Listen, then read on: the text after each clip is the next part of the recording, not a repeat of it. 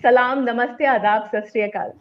मैं सहर काजी, आपकी होस्ट, आपके लिए लेकर आई हूँ नेचर लाइक टॉक। ये हमारा शो बहुत खास है दोस्तों, जिसमें हम बहुत सारी दिमाग की बातें करेंगे दिल के साथ।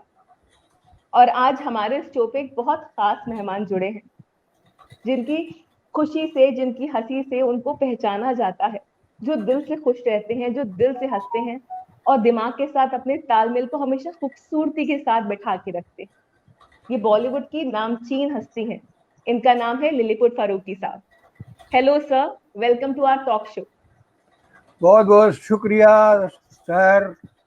ऐसे ही शहर का मतलब होता है सुबह, और सुबह जो जी है वो शुरुआत की निशानी है। बिल्कुल। तो शहर हो गई है, अब शुरू भी हो जाएं हम लोग।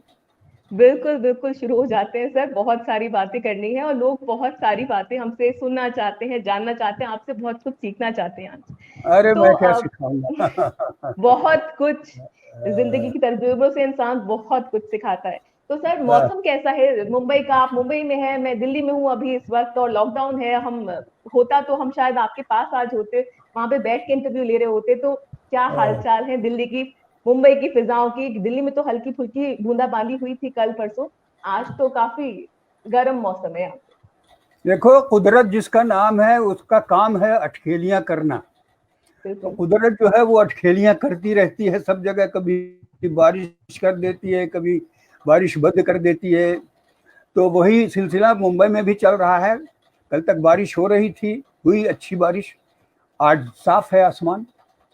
तो उसने सोचा कि ज्यादा बारिश करेंगे तो नेटवर्क में प्रॉब्लम होगी, शहर काजी इंटरव्यू लेंगी तो साउंड में कहीं डिस्टरबेंस ना हो जाए, इसलिए बारिश रोक दी बिल्कुल, गई। हमने बारिश रुकवाई है सर अपने दिमाग की बदौलत। दिमाग से हमने अर्जी लगाई अल्लाह से कि भैया बारिश रुकवाओ, ये सब बारिश नहीं चलेगी आज।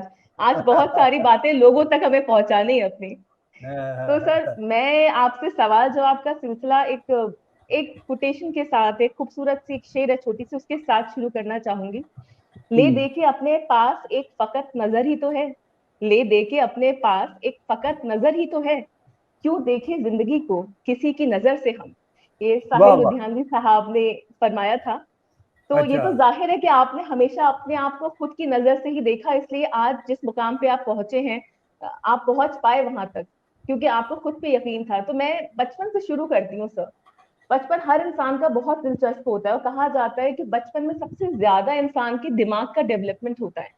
तो आपके वालिदैन, आपके दोस्त, आपके घर में भाई बहन, आपकी टीचर्स, उन्होंने आपको किस तरह से पॉजिटिव इम्पैक्ट डाला आपकी पर्सनालिटी पे? और एक आप कुछ नेगेटिव इम्पैक्ट का भी किस्सा हमें सुना दीजिए। ऐसा है कि इंसान अपनी फितरत, अपना नेचर लेके पैदा होता है।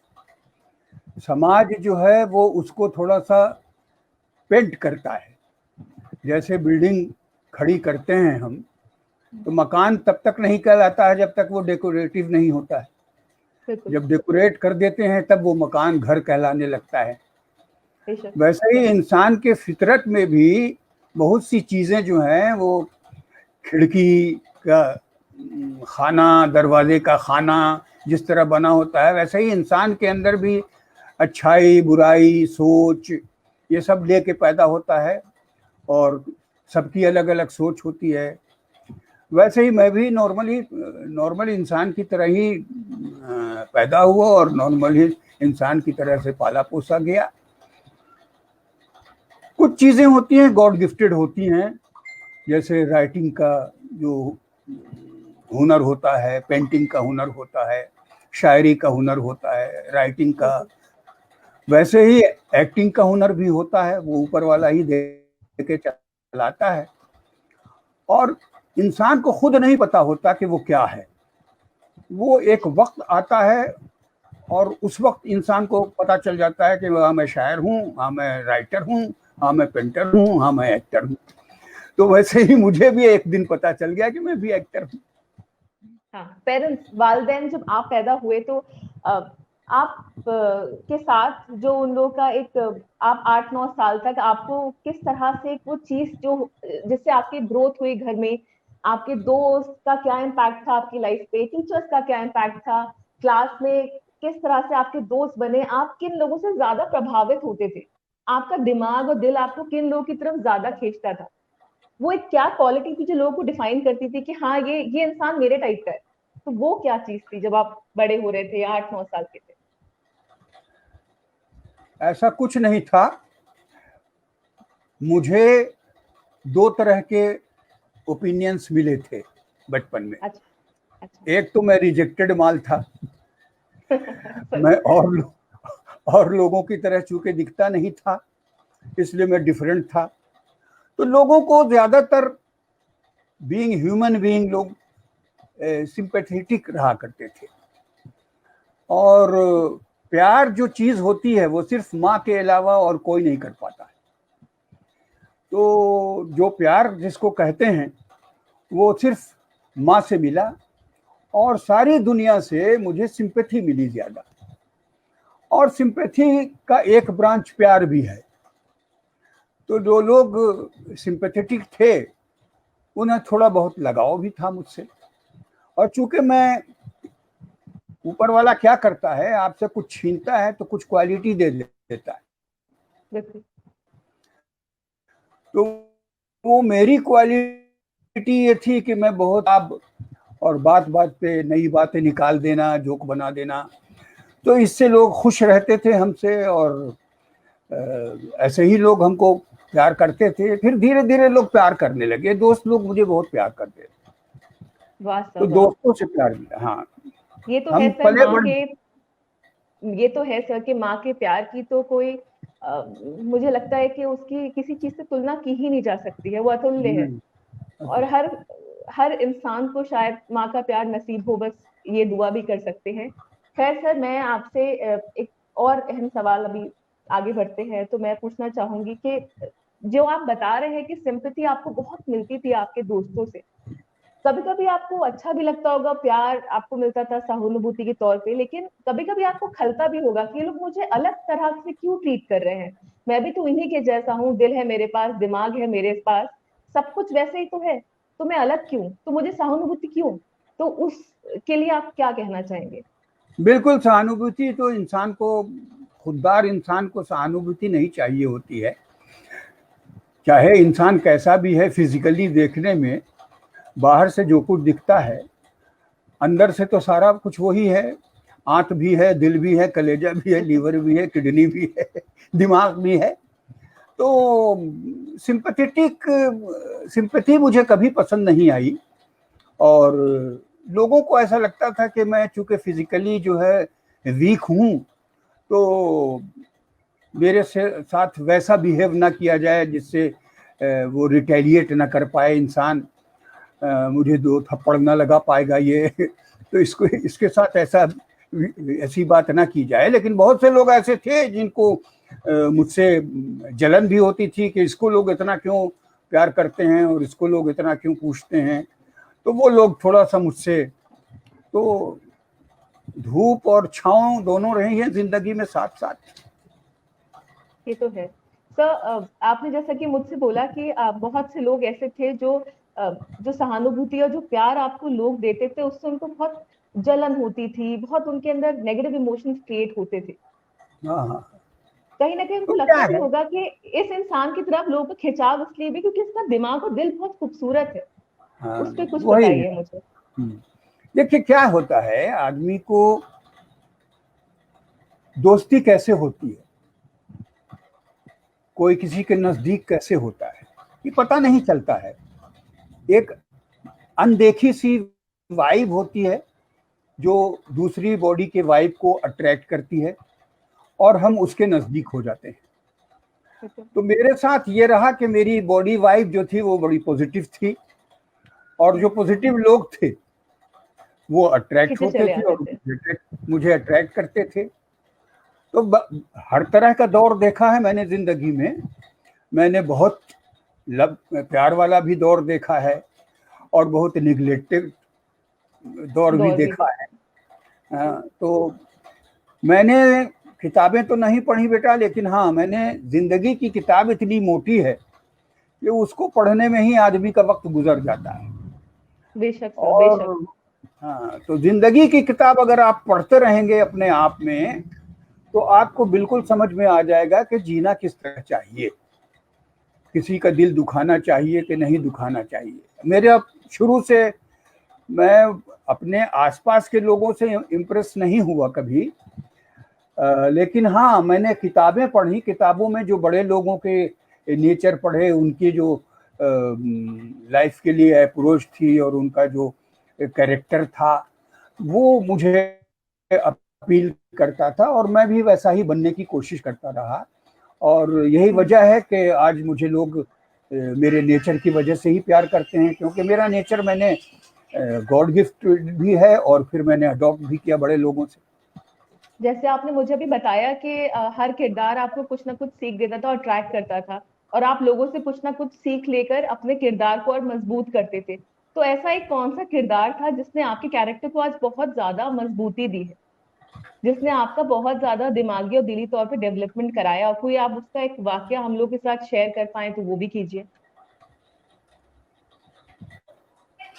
ऐसा कोई वाकया तो है नहीं, ये तो नेचुरल प्रोसेस था। मैं कभी कुछ बोलने से पहले सोचता नहीं हूँ कि मैं ये बोलूँगा तो इसके ये माने निकलेंगे, तो ये जवाब मिलेगा। ये मेरा कभी नहीं रहा है, मैं कभी सोचता ही नहीं हूँ, बस आता रहता है और मैं वैसा ही बिहेव करता हूँ। मैं 5 मिनट बाद क्या बोलूँगा मुझे खुद नहीं मालूम होता है, और ये हकीकत है, ये सच्चाई है कि किसी को कुछ नहीं मालूम होता कि 2 मिनट के बाद वो पहला लफ्ज क्या बोलने वाला है। तो हम जो है वो जैसे कुदरत चलाती है, इंसान वैसे चलता है, तो मैं भी वैसे ही चलता रहा। सर, ये जो बात आपने बोली ना कि मैं कुछ जो बोलता हूँ वो 5 मिनट आगे क्या बोलने वाला होता हूँ, तो मैं सोचता नहीं हूँ, क्योंकि आप इसलिए नहीं सोचते हैं सर, मुझे ऐसा लगता है कि आपने अपने दिमाग और दिल का तालमेल इतनी खूबसूरती से बैठा रखा है कि अल्फाज आपके दिल से दिमाग तक पहुंचते हैं और फिर आप उसको बोल देते हैं, जैसा कि अभी दिख रहा है मुझे। सर, आपका बचपन का बेस्ट फ्रेंड कौन था और कहाँ है आजकल? सभी लोगों के बेस्ट फ्रेंड एक होते हैं या 2 होते हैं। जी। मेरे स्कूल और कॉलेज के जमाने में 90 क्लोज फ्रेंड्स थे। वाह और सर, क्या सबसे बात है। झगड़ा होता रहता था कि तू उसको वक्त ज्यादा दे रहा है, मुझे हाँ। और मैं जो कुछ हूँ मैं अपने दोस्तों की वजह से ही हूँ। घर में मैं वक्त गुजारता नहीं था, मेरा दिल लगता नहीं था घर में।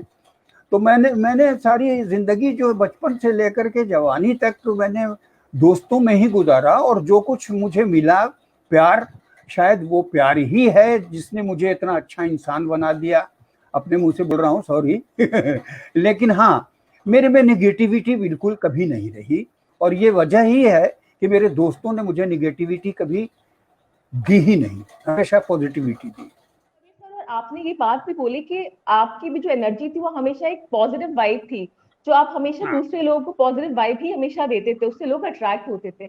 अगर आप लोगों के लिए सोच अच्छी रखेंगे तो लोग भी आपके लिए सोच अच्छी रखेंगे। बहुत इंपॉर्टेंट चीज है लाइफ की जिसको मिस कर देते हैं। देखो क्या है, हम क्या करते हैं, जो चीज मुझे दुख पहुंचाती है वो सामने वाले को भी दुख पहुंचाती होगी, तो हम वो क्यों करें जिससे मेरा दिल दुखता है तो सामने वाले का भी तो दिल दुख हो गया, तो मैं क्यों किसी का दिल दुखाऊं। तो मेरा प्रिंसिपल लाइफ में यही रहा है कि जिस चीज से मैं हर्ट होता हूं उससे मैं किसी और को हर्ट ना करूं, ऐसा कोई काम ना करूं जिससे सामने वाला हर्ट हो। ये आप उसूल बना के रखिए, जिंदगी में आपको लोग बहुत प्यार करेंगे। बेशक। सर, मैं आपसे अब हम आपके बचपन से थोड़ा आगे निकलते हैं और मैं पूछूंगी, आपने वैसे कॉलेज की कुछ कुछ बातें मुझे बता दी, लेकिन आपसे जानना चाहूंगी कि किशोर अवस्था, टीनेज के टाइम में क्या आपको आपका लक्ष्य, गोल क्लियर दिखने लगा था कि आप क्या करना चाहते हैं? क्योंकि उस टाइम तक इंसान को कुछ कुछ क्लैरिटी मिलने लगती है अपने आगे के बारे में कि वो क्या बनना चाहता है, क्या करना चाहता है। इतना समझदार मैं नहीं था मैंने कभी कुछ सोचा ही नहीं कि मैं क्या बनूंगा। पढ़ने में दिल लगता नहीं था, जब किताब उठाता था तो ये तो पढ़ा, ये तो जानता हूं मैं, ये क्यों पढ़ रहा हूँ तो मेरे घर वाले मुझसे परेशान रहते थे, इतनी किताबें लाकर, वो मंथली मैगजीन हमारे लिए आती थी, कुछ नहीं पढ़ता था, पढ़ने में दिल ही नहीं लगता था मेरा। और कभी प्लानिंग नहीं किया कि मैं ये बनाऊंगा और वो बनूंगा, ये बनूंगा वो बनूंगा, कभी प्लान किया नहीं मैंने। हाँ, जब ग्रेजुएशन की तरफ बढ़े और जब एक्टिंग करना शुरू किया स्कूल कॉलेज में, तो लोगों ने कहा कि बहुत अच्छा एक्टर है, बहुत अच्छा एक्टर है, बहुत अच्छा एक्टर है। उससे इमेज बनी, उससे ये हुआ। तो फिर एक वक्त आया कि जब पढ़ाई में हर में तो मैं जीरो होता था, तो अब क्या करूं, कर कलर की खा डबल रोटी, खुशी से फूल जा भी नहीं करना था। तो और अच्छा, समाज ने जो है इतना हमको सिखा दिया था कि you don't deserve any respect, you don't deserve any power. तो मुझे लगता था कि यार इज्जत तो मेरी भी होनी चाहिए, और इज्जत के लिए क्या किया जाए। तो पढ़ाई लिखाई की नहीं कि डॉक्टर बन जाता तो इज्जत हो जाती, या इंजीनियर बन जाता तो इज्जत हो जाती। उस वक्त दिमाग में नहीं आया कि नेता बन जाता तो इज्जत बन जाती, क्योंकि नेता बनने के लिए जो फिजिक चाहिए वो फिजिक मेरे पास नहीं। तो मुझे अपना नेता भी कोई नहीं बनाने वाला था, नेता नहीं बनाता, क्योंकि नेता बनने के लिए आपको थोड़ा सा फिजिकल स्ट्रांग तो होना पड़ता है, वो मैं नहीं था।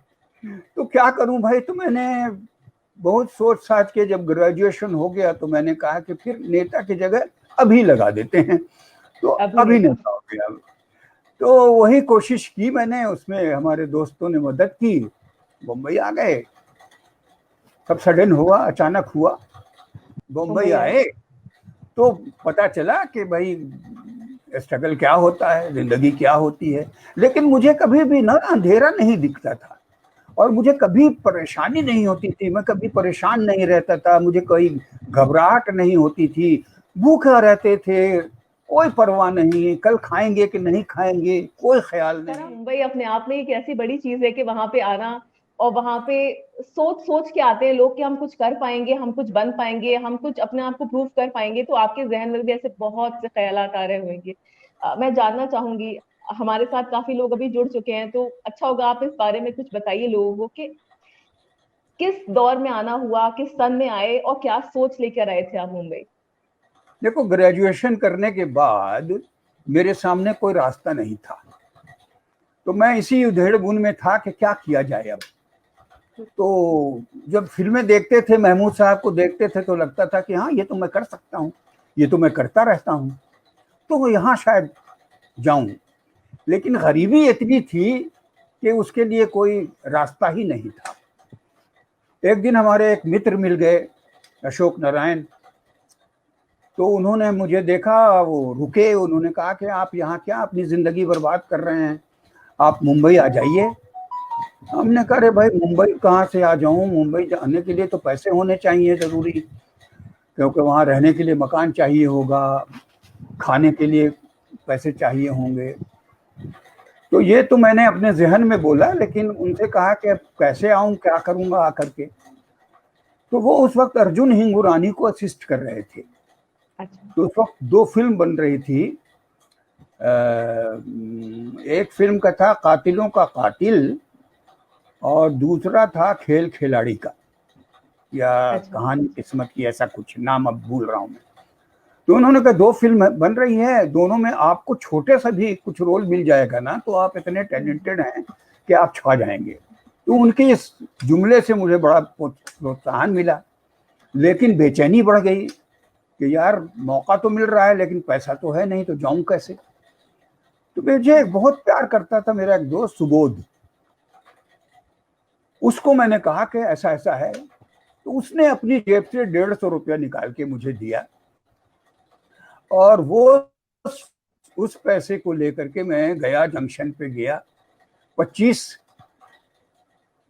नवंबर को वहां मैंने टिकट जो करवाई बॉम्बे की, तो रिजर्वेशन पे वहां मैंने अपना नाम पहली बार लिलीपुट लिखवाया, और उसके बाद वहां से मेरा नाम लिलीपुट हो गया, और बॉम्बे आके मैंने अपने आप को लिलीपुट ही इंट्रोड्यूस किया।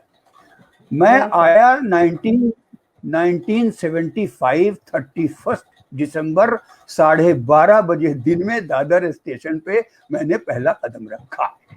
सर टिकट है आपके पास अभी भी मौजूद? टिकट है वो? ना ना कुछ, टिकट मेरा मौजूद है? कुछ पुराना कुछ नहीं है। मैं नटराज में रहता था, मेरे सारी फाइल, मेरे सारे इंटरव्यूज के, धर्मयुग के, साप्ताहिक के, नवभारत टाइम्स के, वो सारे ग्रेजुएशन की सर्टिफिकेट सब सब एल्बम सारा बह गया पानी में। तो मेरे पास ओहो। जिंदा रहने का कोई सबूत भी नहीं है कि मैं जिंदा हूँ। सर, जिंदा तो रहना आपका नाम आपका सबूत है, आपकी पहचान जो आपने बनाई है इतनी मेहनत के साथ, वो आपका सबूत है। उससे बड़ा सबूत। सरकारी दफ्तर में जिंदा खड़ा आदमी, उसको साबित करना पड़ता है कि मैं जिंदा हूँ। सर, ये तो आपके फैंस बहुत हैं प्रूफ करने के लिए कि आप जिंदा हैं, और सबसे ज्यादा दिल से बेइंतहा जिंदा हैं और दिमाग से बेहद ज्यादा खूबसूरत। सर, मैं आपसे एक और बहुत अहम सवाल पूछना चाहूंगी, जो कि हमारी मेंटल हेल्थ को बहुत अच्छे से डिफाइन करता है, कि आपको क्या कभी खुद पे डाउट होता रहा, या फिर जब आप बॉम्बे आ गए, आपने फिल्में करी, तो उसके बाद भी क्या एक कॉन्सिस्टेंट डाउट था आपको खुद पे कि यार मैं बहुत अच्छा नहीं कर पाऊंगा, या फिर ये जगह मेरे लिए नहीं बनी है, या फिर यार मैं गलत आ गया यहाँ पे, ऐसे सवाल आते थे आपके जहन में? नेवर, कभी नहीं। मैं कुछ सोचता ही नहीं था, अच्छा। मैं बस करता जाता था, जो आता था सामने करता जाता था। थिएटर करता रहा, थालियां खा के सो गया, खाने को कुछ नहीं। तो उस वक्त कोई परेशानी, कोई सोच, कोई प्लानिंग मैंने कभी जिंदगी में की ही नहीं कि मैं ऐसे करूंगा और ये करूंगा और वो करूंगा, और जो किया जिंदगी के लिए वो हुआ नहीं। कोई प्लानिंग मेरी जो है कि वो हुई नहीं। तो तो सर, जो नहीं हुआ सर, क्या उससे कोई आपको जहन को या आपके दिल को कोई ठेस पहुंची कि ऐसा भी होना चाहिए था यार, ये कमी रह गई, ये कुछ कम रह गया, या फिर आप अपने अंदर कंटेंटमेंट आपने फिगर आउट करा कि हाँ मुझे जितना हासिल हुआ है वो बहुत है? देखो, जिंदगी में इंसान जो कुछ करता है और जो कुछ उसके साथ होता है, वो डेस्टिनी होती है। बेशक। डेस्टिनी से बढ़ के कुछ नहीं है। मैंने अपने आप को डेस्टिनी के हवाले किया हुआ है। जो वो करता है, करती है, वही मेरे सामने होता है और वही मुझसे होता है। मैं कुछ नहीं करता। देखो, ऐसा है कि इंसान जो है वो बड़ा बदमाश होता है। कामयाब हो जाता है तो मैंने किया, बिल्कुल। और फ्लॉप हो जाता है, अरे वो बड़ा हमारे साथ मेहरबानी नहीं किया। तो ऐसा नहीं है। आपकी डिस्ट्री आप का दिमाग आप कितना इस्तेमाल कर रहे हैं, आप खुद कितना अपने आप को समझ रहे हैं। सेल्फ एनालाइजेशन लाइफ में बहुत ज़रूरी है। आप सेल्फ एनालाइज कीजिए, आप गलत फहमी में मत जिए। सबसे ज़रूरी आपकी ज़िंदगी की कामयाबी के लिए यही है कि आप कोई गलत फहमी अपने अंदर ना पालें। आप जो हैं, आपकी अंतरात्मा आपको बताती रहती है, और जो लोग आपके साथ, आप में जो नहीं है, वो आपको बोलते हैं, तो वो आपके अपने नहीं हैं, वो आपके इनविजिबल दुश्मन हैं। तो बेशक। सबसे ज्यादा ईमानदार इंसान को खुद से होना चाहिए। जब आप खुद से ईमानदार रहेंगे तो दूसरे आपके साथ ईमानदार रहेंगे। बेशक। बेशक सर, अब मैं अब इसके ऊपर मैं एक आपसे एक बहुत खूबसूरत सी एक शेर है वो भी कहना चाहूंगी।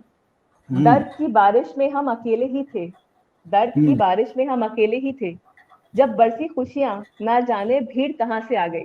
तो आपने जो बोला ना कि गलत फहमी हो या फिर कुछ भी हो, आपके जो अनवांटेड दुश्मन होते हैं वो आपके हमेशा तारीफ करते रहते हैं कि नहीं आप तो बहुत अच्छे हैं, और आप अपना सेल्फ असेसमेंट करना बंद कर देते हैं। तो बेशक आपने सही फरमाया कि सेल्फ असेसमेंट करना और खुद को जानना, खुद की रूह को पढ़ना बहुत जरूरी है। सर, मेरे मैं साथ आपसे। उल्टा हुआ। हाँ, बताइए मेरे सर। साथ उल्टा हुआ। मैं जब स्ट्रगल कर रहा था, जब मेरे पास हम्म। पैसा नहीं था, जब मेरे पास घर नहीं था, तो लोग मुझे बहुत प्यार करते थे। हम्म। और जैसे जैसे मेरे पास मेरा नाम होने लगा, मेरे पास पैसा आने लगा, वैसे वैसे लोग मुझसे दूर होने लगे। ये एक अजीब सी विडंबना मेरे साथ रही है कि मुझे आज तक समझ में नहीं आया कि दोस्त की कामयाबी के में उसके साथ जुड़े रहते हैं, उसकी तारीफ करते रहते हैं, दूसरी जगह उसका ये करते हैं, लेकिन हमारे साथ ऐसा कभी नहीं हुआ। हमारे साथ जस्ट रिवर्स हुआ, उल्टा हुआ। सारे दोस्त जो हैं वो खूब, एक इंसिडेंट याद है मुझे कि पृथ्वी थिएटर पे हम रहते थे, वहाँ उस वक्त काफ़ी एक्टर्स आया करते थे। तो एक था लड़का जो मुझे लीली भाई करता रहता था रोज, और झूठा नहीं लगता था, वो झूठा नहीं लगता था, दिल से ही लगता था कि दिल से ही भाई कह रहा है। इत्तेफाकन मुझे सुभाष घई की एक फिल्म मिली अमिताभ बच्चन के अपोजिट मेन विलेन का। वो फिल्म बनी नहीं, लेकिन उस वक्त ऐसा हवा उड़ी कि, और मैं सचमुच करने वाला था, बात हो गई थी। जैसे ही उसको पता चला, नेक्स्ट डे वो मुझसे मिलता, और लिली कैसा है तू, बड़ा तेरा भाव बढ़ गया सुना। हमने कहा अरे तू तो मुझे लिली भैया कहता था। कहता मैंने कभी नहीं कहा। हमने कहा आई। तो बहुत से लोग चेंज हुए। तो कामयाबी, मेरी कामयाबी के साथ लोगों को खुशी नहीं हुई, ये मेरी बदकिस्मती। तो सर दूसरा जो आपसे मैं सवाल करना चाहूंगी वो ये है कि दिल और दिमाग का तालमेल क्या सही बैठता था जब आप चाहते थे कि बैठे, और नहीं बैठता था अगर तालमेल, तो फिर आप क्या करते थे तालमेल सही बिठाने में दिल और दिमाग का?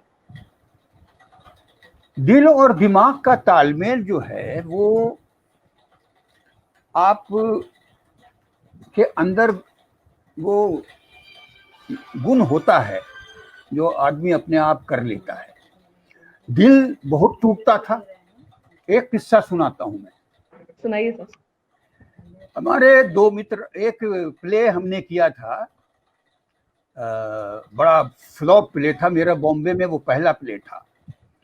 तो उसको देख करके कुछ लोग आए मेरे पास के दिली भाई हम प्ले कर रहे हैं, करना चाह रहे हैं, तो ये प्ले है, आप ही डायरेक्ट कीजिए, आप ही मेन रोल कीजिए, सब आप ही कीजिए, लेकिन नाम हम अपना देंगे। तो हमारे पास खाने वाने को होता नहीं था, तो हमने प्ले किया, रिहर्सल की, डायरेक्ट किया, सब किया। वो खाना दे देते थे हमको कभी कभी। तो मैं अंदर अंदर उनका एहसान मानता था कि भाई मेरी पेट की आग बुझा रहे हैं, तो उनसे क्या शिकायत की जाए। शिकायत की कोई बात नहीं थी। प्ले हुआ, बहुत हिट हुआ, मैं बहुत हिट हो गया। और उसके बाद उन्होंने दूसरा प्ले शुरू किया, बोले कि अब मैं खुद डायरेक्ट करूंगा। तो शुरू कर दिया उन्होंने, डायरेक्ट भी करना भी शुरू कर दिया। मैं अपना चला जाता था वो रिहर्सल देखने, तो गलत होते देखता था तो मुझसे रहा नहीं जाता था, तो मैं टोक देता था कि नहीं ये ऐसे मत करो, ये ऐसे होगा। एक दिन सुना, 2 दिन सुना, तीसरे दिन होगा चुप करो, तुमको आता क्या है, तुम क्या बोलते बीच में। अब वो मुझे बिजली की तरह गिर गया मेरे सर पे। अब बड़ा परेशान, बेइज्जती महसूस हो रही है, जिल्लत महसूस हो रही है। घर पे आया, वहाँ खार में रहता था, जवाहर नगर रेलवे कॉलोनी में। रात भर जाके रहे, नींद नहीं आई। 3 बजे उठा, मैंने शेर लिख डाला। अच्छा, क्या था वो शेर, याद है? वक्त के मारे का अब क्या हाल बतलाए कोई, दुश्मनों की दोस्ती मिलती है ऐसे दौर में। फेंक करके जाल पैसों का फंसा लेते हैं सब, वो तड़पता घुटता रहता है इस माहौल में।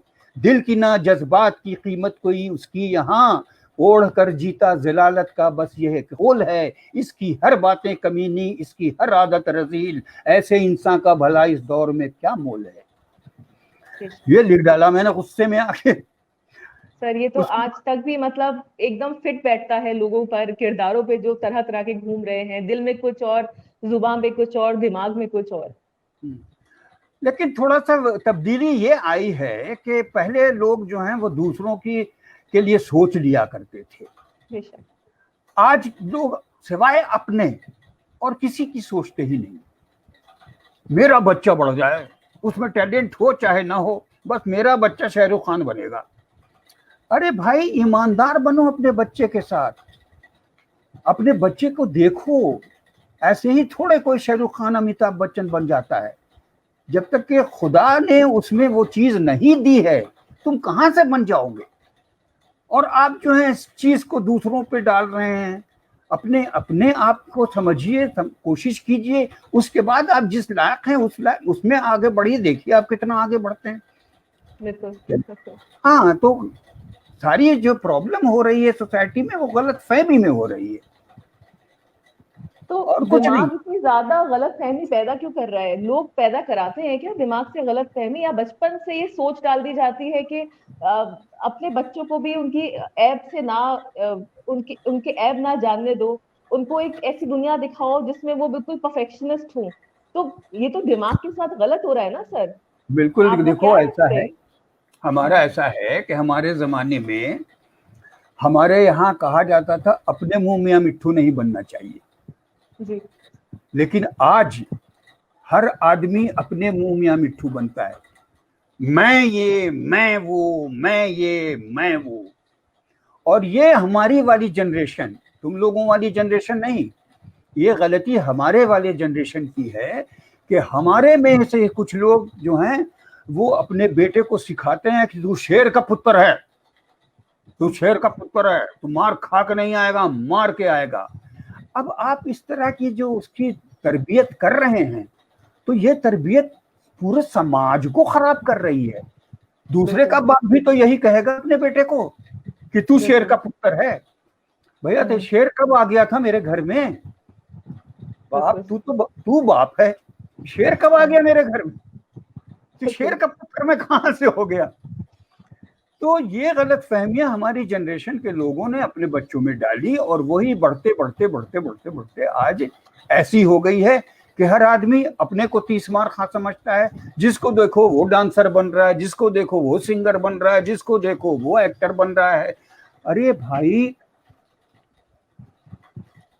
जब सब एक्टर बन जाओगे तो एक्टर का ऑटोग्राफ कौन लेगा?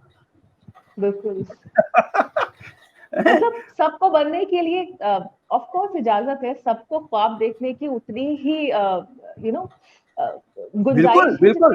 जितनी की शाहरुख खान को है। लेकिन मुझे ये जो आपने बात कही मुझसे, तो मुझे उसमें एक बहुत अहम सवाल दिखता है कि हमेशा बचपन से ही दिमाग को और दिल को और इंसान को आईना दिखाना चाहिए।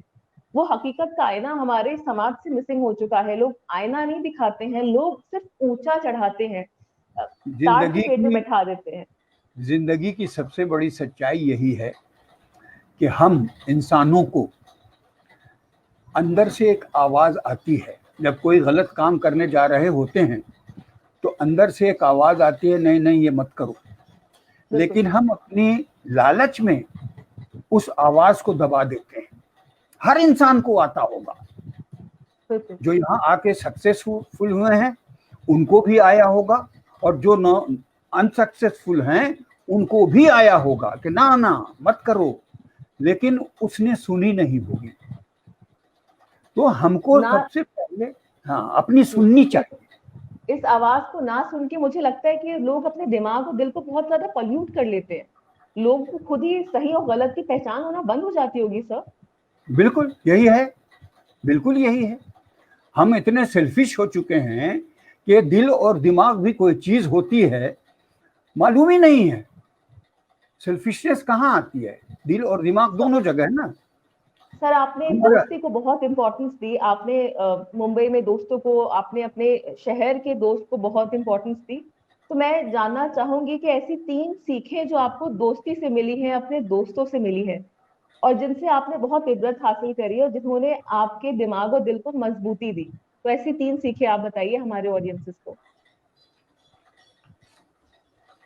मैं कभी किसी ने, देखो आदमी प्लान कब करता है? जब उसके सामने कुछ निगेटिविटी आती है। हमारे साथ कभी निगेटिविटी आई ही नहीं, हमारे साथ किसी ने निगेटिव बिहेव किया ही नहीं।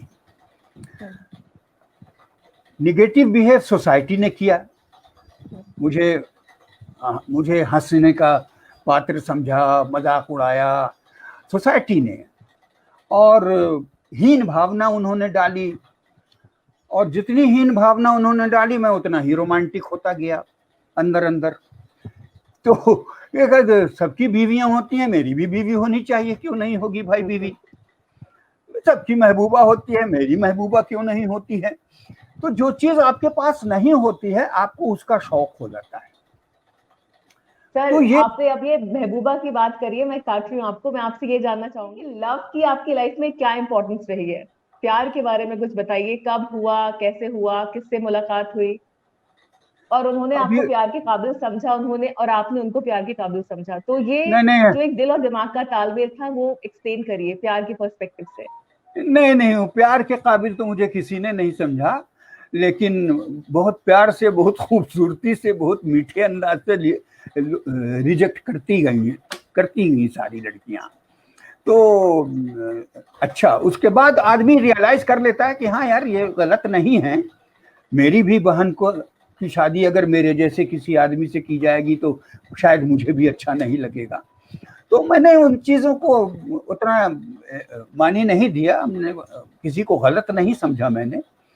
लेकिन लिस्ट बड़ी लंबी थी, मैंने बहुत कोशिशें की, बहुत सारी आजमाता रहता था, चेक करता रहता था, अच्छा तू नहीं और सही, और नहीं और सही।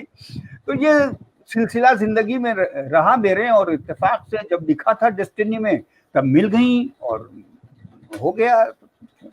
अब जवानी में तो आप जो सिलसिला इत्तेफाक कह रहे हैं ना सर, वो सिलसिला इत्तेफाक नहीं था, वो दिमाग की आपकी पॉजिटिविटी थी। आपने कभी होप नहीं छोड़ी कि हाँ मुझे नहीं मिलेगी या मिलेगी। आपको उम्मीद थी कि बहुत अच्छी मिलेगी, मैं इंतजार करता रहूंगा, सब्र का फल मीठा होता है। बोलिए नहीं सर, है कि नहीं है? नहीं नहीं, ये डेस्टिनी था और कुछ नहीं। मैंने तो सिर्फ चूंकि आदमी जब रियलाइज कर लेता है और पॉजिटिव हो जाता है तो वो उसी तरह से सामने वाले से मिलता है, और जब उस तरह से मिलता है तो सामने वाले को एक पॉजिटिव वाइब मिलती है। और थोड़ा बहुत जो है वो इंटेलिजेंस पे भी लोगों का ध्यान जाता है, बोल चाल पे, जुबान पे जाता है कि आपकी जबान कैसी है। तो बहुत सी चीज़ें हैं जो मिलजुल के एक पर्सनालिटी बनाती हैं, और वो पर्सनालिटी किसी को अट्रैक्ट कर जाती है, किसी को नहीं करती। सर मैं आपसे एक अहम सवाल पूछूंगी। ऐसा कहा जाता है, माना जाता है, सालों से माना जाता है, दिमाग दुरुस्त तो जिंदगी खूबसूरत है। इस बात पर आप ऑडियंस से क्या बोलना चाहेंगे?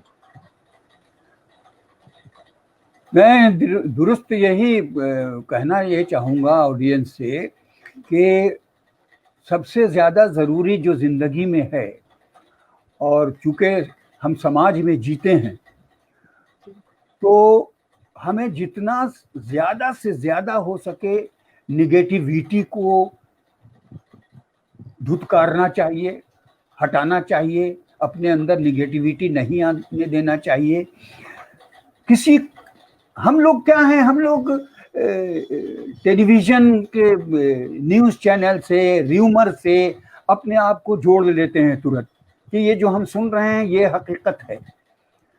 सबसे ज़्यादा ज़रूरी है कि हम प्रैक्टिकल जब तक अपने बाजू वाले को कुछ करके ना देख लें, तब तक हम किसी अफवाह पे ध्यान न दें, क्योंकि ये अफवाह जो है उसको सच मानना ही मेरे हिसाब से सबसे बड़ा जुर्म है जो हम करते हैं। तो हर आदमी मुजरिम है, हर आदमी मुजरिम है जो अफवाहों पे ध्यान देता है और आस पड़ोस के लोगों को नहीं समझता। बिल्कुल बिल्कुल सर, इसी सवाल से मैं एक और सवाल निकालना चाहूंगी कि लॉकडाउन के दौरान आपने अपने दिल और दिमाग को कैसे खुश रखा? ऐसा कौन कौन से एक्टिविटीज में आप इन्वॉल्व रहे, क्या करा आपने घर में रह के कि जिससे आपने अपने दिमाग और दिल को काफी सुकून पहुंचाया? मेरे पास तो मुझे ऐसा लगता है कि न दिल है न दिमाग है, क्योंकि जितनी बातें तुम लोग कर रहे हो दिल और दिमाग की, मेरा दिल और दिमाग कभी सब सोचता ही नहीं है, मेरे जहन में कुछ आता ही नहीं है। अभी मैं बच्चा हूँ भाई, मुझे जो है फालतू फालतू सोचने का टाइम नहीं देता हूँ मैं दिमाग को, मैं व्यस्त रखता हूँ। पढ़ने में दिल नहीं लगता मेरा, तो मैं क्या करता हूँ, या तो यूट्यूब पे देख लेता हूँ कुछ, कोई मुशायरा हुआ, कवि सम्मेलन हुआ, शायरों को सुन लिया, या फिर लूडो खेलता हूँ या कैरम खेलता हूँ ऑनलाइन। बस यही करता हूँ मैं, और कुछ नहीं करता मैं। मुझे इस सवाल का जवाब तो मिल गया। लूडो, कैरम, ये दो चीजें आपको बहुत ज्यादा बिजी रख रही हैं, और मुशायरा साथ ही साथ, तो यही मेरा सवाल था। खैर अच्छा, मुझे एक सबसे आखिरी सवाल जो मैं आपसे पूछना चाहूंगी सर, कि लॉकडाउन खुलने के बाद दिमाग के लिए हमारे ऑडियंसेस को क्या राय देंगे कि लॉकडाउन जब खुले तो वो अपने दिमाग पे कैसे काबू पाए और क्या सोचे और अपनी सोच पे कैसे काबू रखें? दिमाग के लिए तो लॉकडाउन पे तो अभी भी लॉकडाउन है, दिमाग को ही खोलना है। लॉकडाउन तो खुल जाएगा, दिमाग को भी खोलना पड़ेगा। और पॉजिटिव रहना पड़ेगा, अच्छी सोच रखनी पड़ेगी, और जहाँ तक हो सके ज़िंदगी को, अपनी भी और दूसरों की ज़िंदगी को भी खूबसूरत बनाने की कोशिश करनी चाहिए। दो बातें होती हैं, दो तरह की होती हैं बातें अच्छाई में, कि एक तो दिखावे के लिए लोग अच्छाई करते हैं, और एक अच्छे होते हैं जिनसे अच्छा ही होता ही है। अब हमें ये डिसाइड करना है कि हमें अच्छा बनना है या मैं अच्छा हूँ, ये या सिर्फ आपको दिखाना है कि डिसाइड मैं करना अच्छा हूँ। है। हाँ, ये आपको डिसाइड करना है। आप अगर दिखाएंगे और होंगे नहीं तो वैसा ही रिजल्ट आपको मिलेगा, और अगर आप अच्छे हैं तो आपको अच्छा ही रिजल्ट मिलेगा। सर मुझे बहुत अच्छा लगा, and I am so sure कि हमारे सारी ऑडियंसेस को भी आपसे बातें करके और बातें सुन के बहुत अच्छा लगा होगा।